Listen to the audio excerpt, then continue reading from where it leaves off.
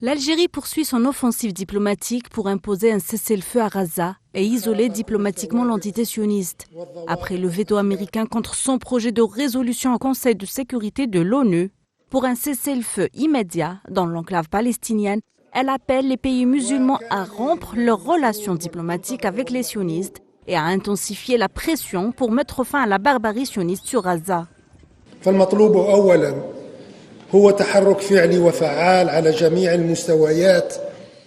Il faut mener une action efficace sur tous les plans en vue d'intensifier la pression sur l'occupation sioniste et mettre un terme à sa tyrannie et à sa barbarie. Il aurait été plus sensé que l'ère de reddition des comptes commence pour l'occupant sioniste colonialiste qui devait être jugé et châtié ici de par notre engagement et par nos actes.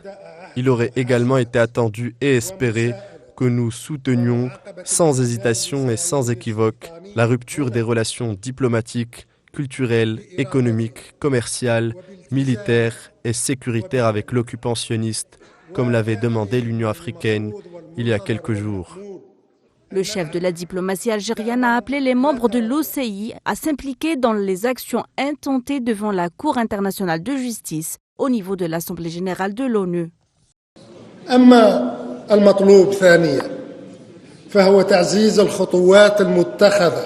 La deuxième demande consiste en la consolidation des étapes prises devant les instances judiciaires internationales et leur soutien avec des démarches supplémentaires devant l'Assemblée générale des Nations unies, en vue de décider de mesures punitives fermes qui mettent un terme définitif au népotisme, aux exceptions et aux indus privilèges dont a toujours bénéficié l'occupant sioniste de façon exclusive. Le ministre des Affaires étrangères algérien a également plaidé pour l'unification des positions collectives des pays de l'OCI.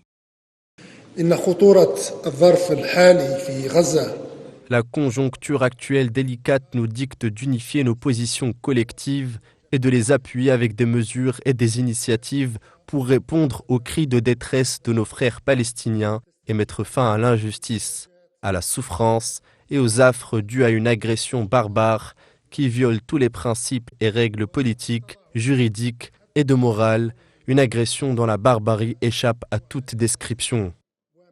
Gardant le meilleur pour la fin, Ahmed Attaf a réitéré l'exigence d'œuvrer à préserver la solution à deux États en élargissant la base de reconnaissance officielle de l'État de Palestine et en poursuivant sans délai la revendication de sa qualité de membre à part entière à l'ONU, mère de toutes les batailles pour l'Algérie à New York.